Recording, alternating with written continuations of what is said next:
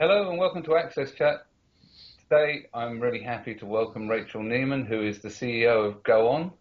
It's really exciting for me because digital inclusion is something that we're really passionate here at AXSchat all about, and Go On UK, sorry. Have to get it right. So it's something that we're really passionate about. We're campaigning to try and make our world more inclusive, and Rachel is leading this charge in the UK. So Rachel, I'm really pleased to have you here. Can you tell us a little bit more about Go On UK and also the work that you're doing and how you came to be involved in it? Sure. Well, it's a great pleasure to be here, so thank you very much for inviting me.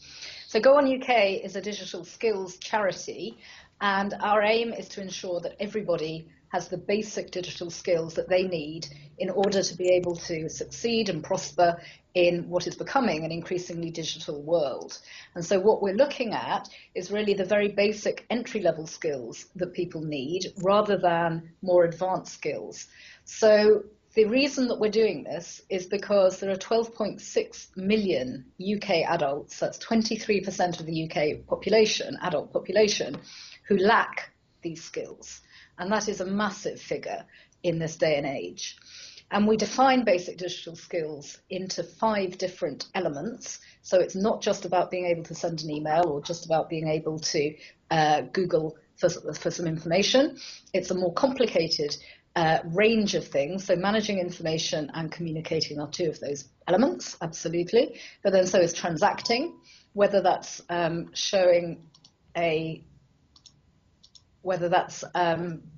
doing online banking or online shopping, or even filling in an application form online. It's problem solving, which could be, are you able to use an online help? And creating. Can you create a simple post? Can you create a CV or something like that? So the combination of those skills will make you digitally capable and literate for the 21st century. So we look at individuals, we look at charities, and we look at organizations, small organizations, SMEs in particular. So we've got a very wide remit, and the issue for SMEs and charities is equally severe, if you like. 1.2 million SMEs lack those basic digital skills, and 58% of all charities lack those basic digital skills. So this is a very significant issue.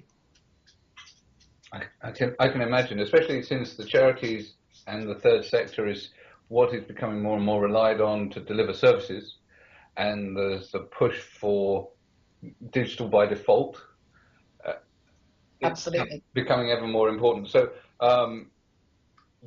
what role does Go On UK play in working with those charities to help promulgate those skills and those the good practices?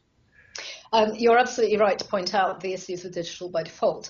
I think one thing that people tend to forget is that the heaviest users of public services tend to be those who are more likely to be digitally excluded. So moving those services online means that the most heavy users of those services are least likely to be able to access them. So this is a real issue and a real problem. Universal credit in the UK is a clear example of that. So what we're trying to do is to make sure that we work through a whole range of partners, whether those are voluntary sector partners, whether those are private sector partners, whether those are public sector partners, because this is an issue that affects all sectors. It's not just something that government should sort out, it's not just something the private sector should sort out. This needs to be a proper public-private partnership. So we want to work with as many organisations as possible through as wide a network as possible in order to get as many people upskilled as possible. So one of the things that we do is we focus on providing the consistent standards, the consistent methodology, the consistent ways of working, the best practice to allow other organisations to do the work on the ground, face to face with the individuals that need help. So whether it's through digital champions, so getting organisations and charities to create a cadre of digital champions to go out and help train people, whether it's through awareness raising and campaigning, or whether it's through local organisations and businesses going in and buddying with other organisations to help them to gain those skills. There's a whole range of things that we do to help. Okay. I know Deborah's got a question, but before she does, I remember a stat from Philip Blond at the National Digital Conference, 2 years back. Mm-hmm. He was saying that actually loneliness is more damaging to your health than smoking. And, and that really got me thinking about digital exclusion and the idea that you can move everything online actually is probably going to be deleterious for people's health and also could potentially be. It can also have massive benefits, but it does. But effectively, it's a bit like squeezing a balloon. You're making savings in one area, and it just shifts to another place. So I think how it's handled and teaching the skills, and also finding the ways to enable community is really important. Absolutely. I totally agree with you. This is very much about locally led and community approaches, because that's the only way this works. There is no point in from some kind of central or national level dictating a one-size-fits-all way of doing things, because it just doesn't work like that. So one of the things that Go On UK did a couple of months ago, or in fact last month, was to launch its digital exclusion heat map. And the purpose of that was to show in every local authority area in the UK what were the key issues causing digital exclusion. And what we found is that it's not just about not having broadband or not having the skills. There are social factors that are just as important as digital factors in identifying whether somebody is going to be digitally excluded. Yes. Deborah, I'll shut up now and hand over to you. No, great conversation. And Rachel, thank you for being with us. We appreciate it. Pleasure. I know that part of this problem, and that this is a very, very important problem, and I appreciate that you're, working hard on it in the UK, and I know that it's a problem here in the United States where I am and all over the world. But I'm curious how, or if your organization tries to address the how did people get access to the equipment that they need? What about Wi-Fi? What about the broadband things? I am here in Virginia and relatively close to our nation's capital here in Washington, D.C. And yet where I am in Virginia, we don't get very good Wi-Fi. So you would think the United States, we have Wi-Fi everywhere, but actually having access to broadband and really good Wi-Fi is problematic in a lot of areas, not to mention you start getting outside into the developing economies and stuff. So I was just curious about that part of it. Sure. I mean, that's exactly the same problem we have here. So, and that's partly what our digital exclusion heat map was there to show, that if you don't have the connectivity, it doesn't matter if you've got the skills, you won't be able to use the internet. Similarly, if you've got the connectivity but you don't have the skills, and you can't afford the devices to be able to use the internet and to use your skills, then you won't be able to do it either. So this isn't, again, a single binary issue. Just solving the skills problem is not going to solve the exclusion problem. You need to have the connectivity, you need to have the affordability. People need to be able to afford the hardware and the devices. And so what we're trying to do is to get decision makers and policy makers to understand that these things are all linked, that just doing something like investing in super fast broadband, which is a big issue for our government over here, is not sufficient. There's no point in doing that if we're not matching that sort of investment with investment in skills and in affordable hardware. Yes. I agree. And we find the same thing when we're digging into the issue a little bit more, and we're looking at, access for people with disabilities. And I know the United Nations is really trying to figure out, we have these amazing assistive technology all over the world. We've got the wearables, the Internet of Things, robotics, 3D printing. But how do we get this into the hands of the people that need it? And really, this multi-dimensional problem, it's something that I think that we need to solve as a world. And of course, maybe this is why we have some of the terrorist problems that we do, because we need to make sure that as many people as possible are engaged socially, hopefully in powerful, positive ways, but also education, access to education, employment. So this is, as you said, Rachel, this is about all of us, but we find that people with disabilities sometimes are unfortunately left out more than other people as well. It's a troubling thing, but that's one reason why, we're having these conversations.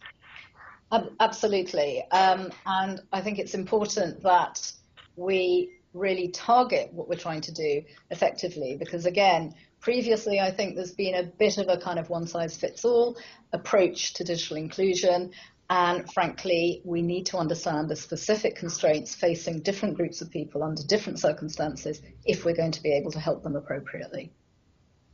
I think that's a great point. I actually looked at the heat map, and it's quite interesting because I'm in an area of the country that is I'm quite remote. I'm living in a village, but I'm well connected.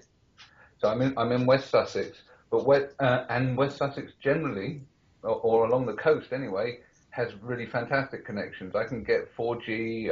I've got fibre, but it was an area of high exclusion. So some of that's got to be the social factors. Absolutely. And the social factors we're looking at are age, income, education, and health. And under health, we do include long-term disability as well, is a huge factor, as we found. So it is important to understand that the digital factors may all be in place, but if the social factors are stacked against a particular population or particular area of the country, then that's going to have a huge impact. Because digital inclusion is very correlated to social inclusion and very correlated to financial inclusion as well. I think Antonio's got a question. Antonio, are you there? I can't see you at the moment. Yes, I'm here. Fine. No, you were over the last couple of years. I've been involved in some digital inclusion initiatives, and one of the things that I was able to get from the learners is when I was asking them, have you been in any kind of initiatives where you can actually were able to learn a skill, learn how to use a computer? And most of the answers that I got, yes, people wanted to teach me how to use Microsoft Word, but that was not exactly what I wanted to learn. No, I want to learn how to make a phone call to Australia, where the friend that was in school with me, in the 80s, or when she moved, and now I'm alone at home. She's alone at home, and I would like to be able to use Skype to communicate with her, half an hour per day. And sometimes, so the point is, sometimes we see that there's a push in order to create standard training, a formal training, and sometimes the needs of the people learning don't exactly match that. Yeah. So I think I completely agree with you, and I think that the point that I'd really like to make very strongly is that what we're advocating for when we talk about basic digital skills is not IT training. It's not about IT training. It's not about learning Word, how to open a Word document. It's not about learning how to manipulate an Excel spreadsheet. It is about what is the outcome you're trying to achieve? What is it you want to do? And how does technology enable you to do that better, simpler, quicker? So it absolutely isn't, and I think this is, we try to be very outcome focused. So what is the outcome that you want to achieve? And this is why digital is the enabler, because otherwise you focus so exclusively on the technology, which frankly is the enabler rather than the end result.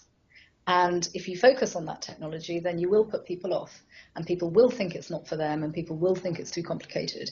If the technology comes in almost as the secondary element, you're actually trying to do something, and the technology is the thing that will help you do it, then people will be much less afraid of it and much more confident in using it.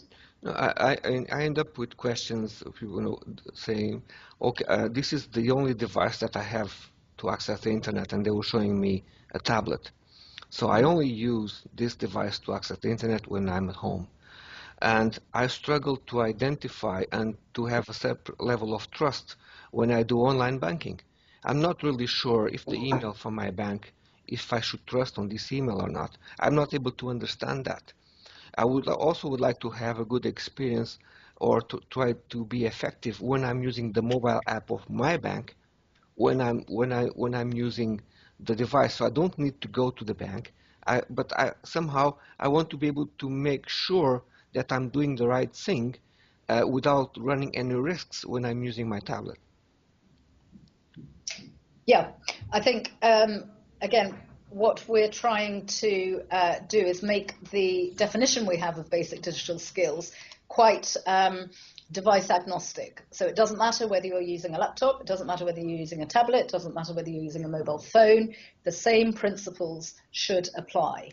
And I think with apps, it's very interesting how apps have gained popularity, and like anything, some are good and some are not so good, and some are safer than others.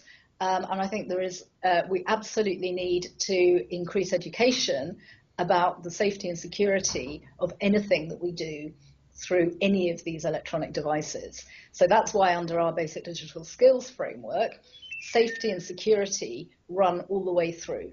So we talk about those 5 different elements: the managing information, communicating, transacting, problem solving, and creating. But safety runs right across all of them. What do people need to do in each of those circumstances to keep themselves safe?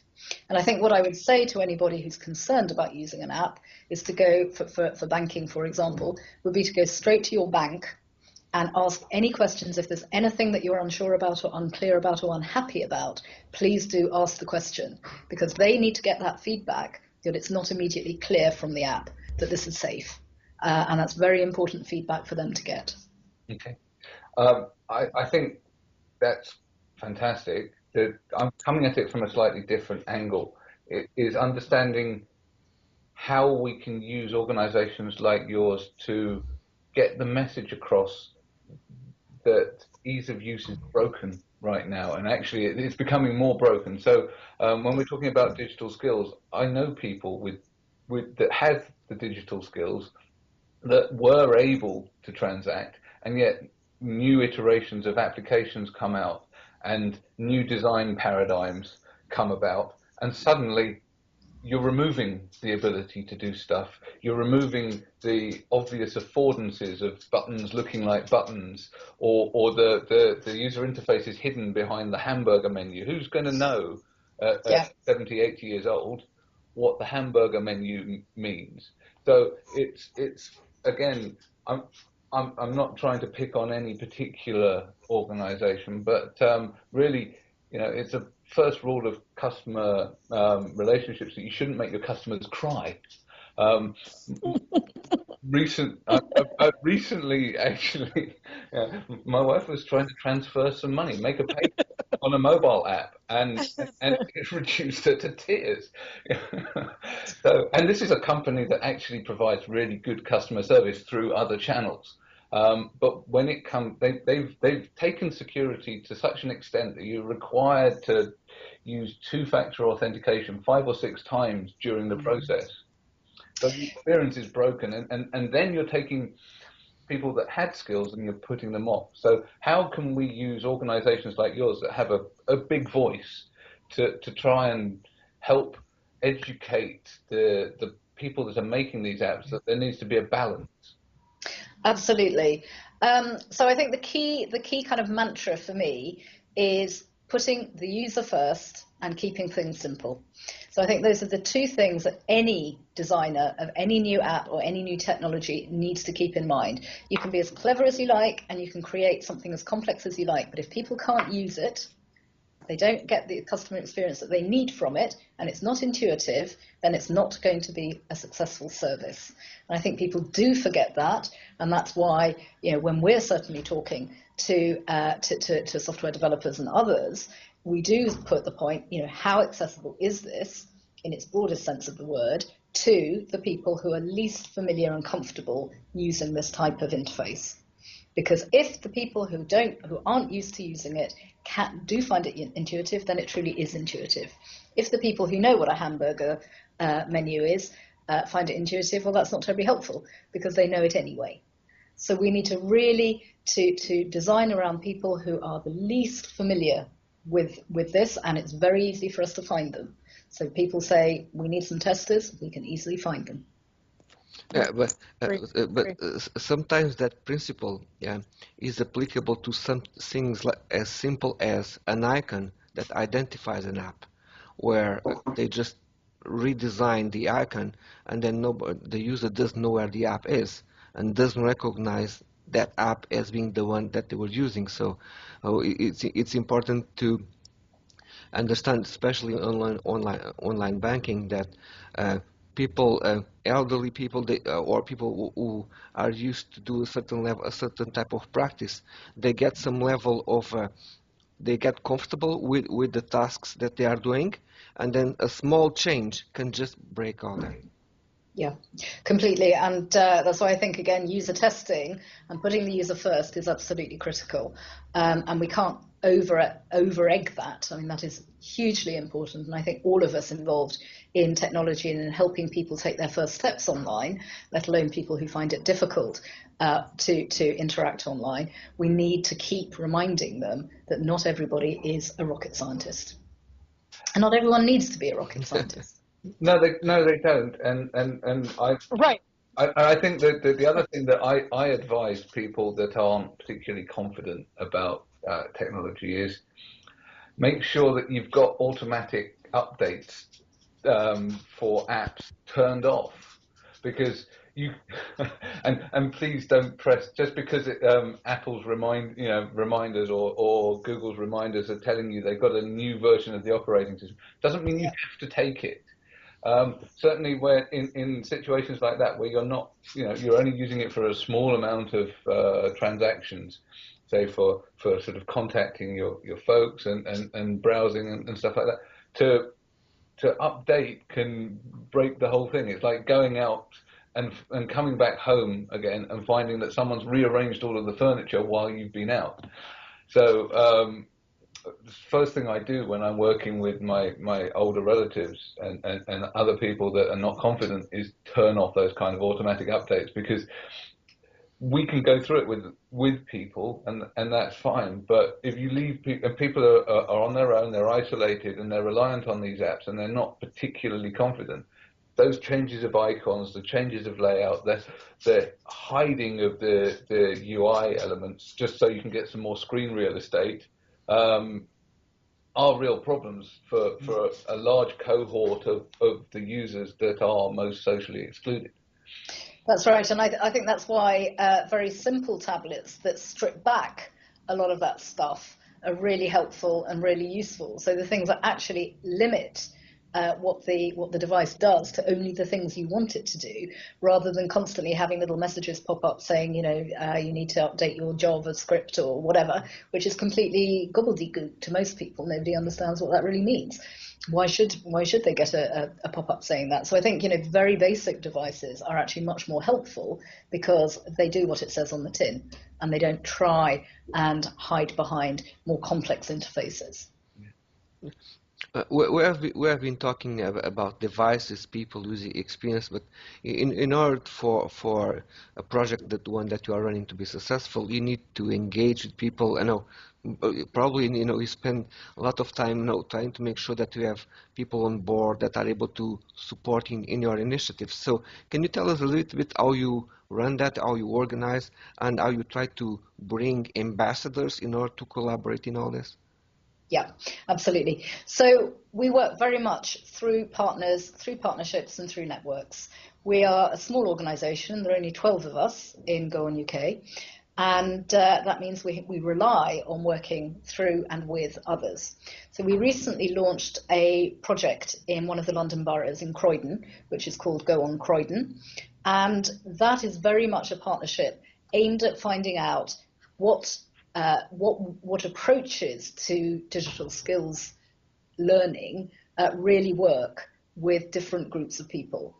So what we're doing is we are doing some very detailed, what we're calling deep dive projects with people like homeless people, with older people, with people with mental health problems, with different cohorts of groups who are traditionally digitally excluded, to see what really works well with them, rather than just assuming that everybody responds well to a particular way of learning. So the aim of that then is to create real scalable pilots and get some real findings, so that we then have scalable pilots that we can roll out in other parts of the country. But all of that relies on huge community involvement. It relies on local businesses getting closely involved. We've had fantastic support from Croydon Council itself, and and as well from our board partners and the other people that we work with on a regular basis. There is absolutely no way anybody is big enough to solve this problem on their own. It is absolutely a cross-sector and cross-community initiative that absolutely needs to happen. So we've got a lot of hopes from this Go On Croydon pilot. We hope that it will give learnings that the rest of the country can use and can be replicated, rather than people reinventing the wheel and wasting money and wasting resource and wasting time working out for themselves what works. Let's do something. Let's get some pilots done. Let's really have that evidence base, and then let's get those rolled out in other parts of the country. Deborah, I know you've got another question. Well, mainly a comment. I think this is just so brilliant, because there's so many people that are left out, and so one thing that I'm hopeful, as you really try to figure this out in the UK and do your pilots and roll it out, that you'll share this information so the rest of the world can actually start following your lead.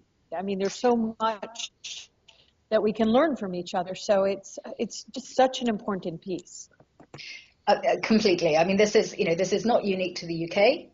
And we need to join forces on what works. And it's funny you should mention that, because just this afternoon, actually, just before we started this interview, I saw that an organisation in France had published a blog about our digital exclusion heat map.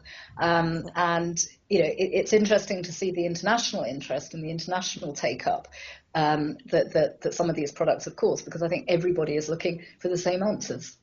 So we absolutely need to share our experience. Yeah, I think that inclusion in being able to use digital services has a huge positive impact on people's lives. If we look at, and most of it will be on mobile devices, whether it be expensive iPhones or cheap $100 Android tablets.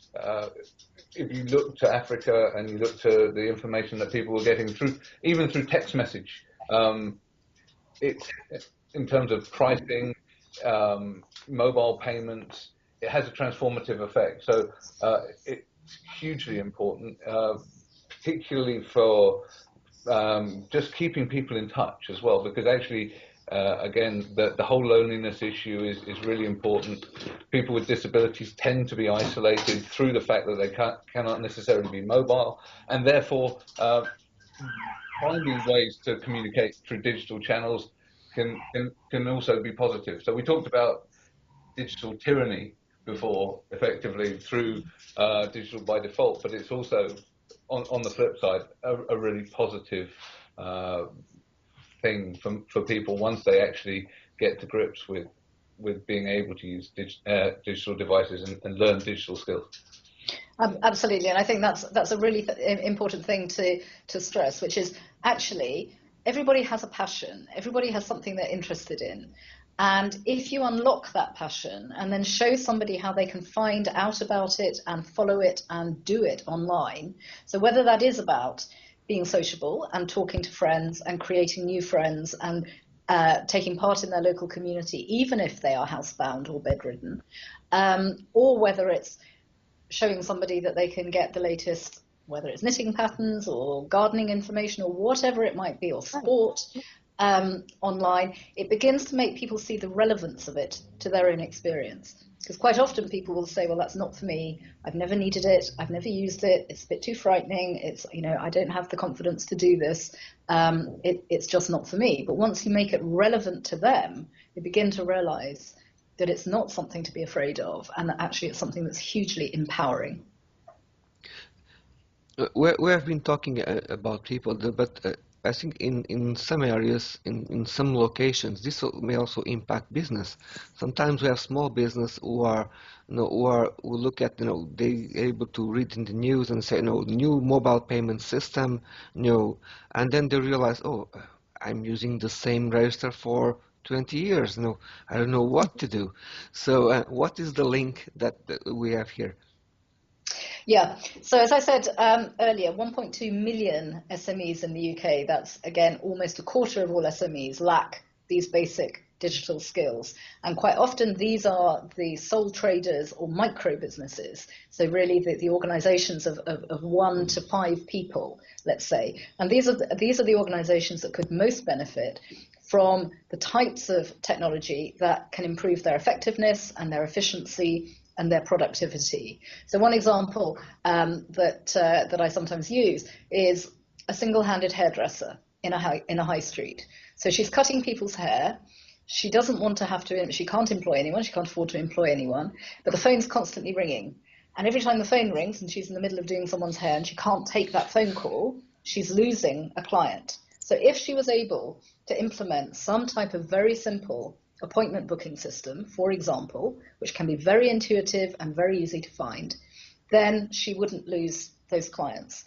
So it's thinking about what is the business problem that you're trying to solve. If you're a micro business, what is the issue affecting you? What is it you don't have time to do? What is it that you wish you had more resources for? And then seeing if there's a technology solution that would help you do that.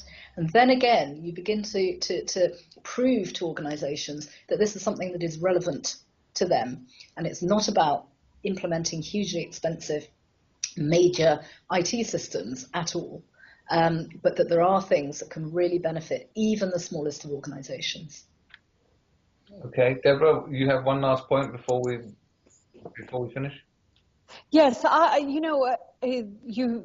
I'm so impressed with your work, Rachel, and this is how we change the world. And this is why we do AXSchat, because we want to show the leaders that are really making a change all over the world and how we can all tie it together. But it's interesting as a middle-aged woman and a technologist. I'm a technologist. I love technology, but there are times when it overwhelms me. And so I look at like my 90-year-old father-in-law who keeps getting spammed and he loses all of his data. And I think, it must be so hard for him or my mother. And so I just applaud what you're doing, because this is how we really start to change society in meaningful, powerful ways, and let people be who they are, regardless of whether you're like my colleague Rosemary, who was born with cerebral palsy, and she